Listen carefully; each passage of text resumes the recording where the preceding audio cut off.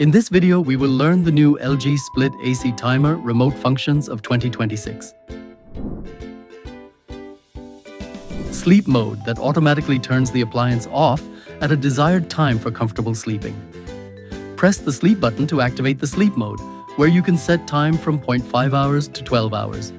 Let's suppose you want to set the timer for 3 hours, select 3 hours and leave it for 3 seconds, and the timer will get auto-set, and the indoor unit display will automatically turn off.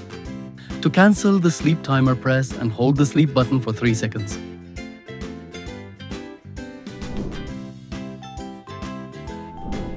Press on time button to set the on timer, select your desired time and leave for 3 seconds. The timer will get set and your AC will get automatically turn on at the set time.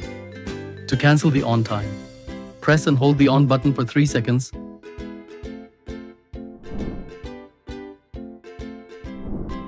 Press off time button to set the off timer. Select your desired time and leave for 3 seconds. The timer will get set and your AC will get automatically turn off at the set time. To cancel the off time, press and hold the off button for 3 seconds.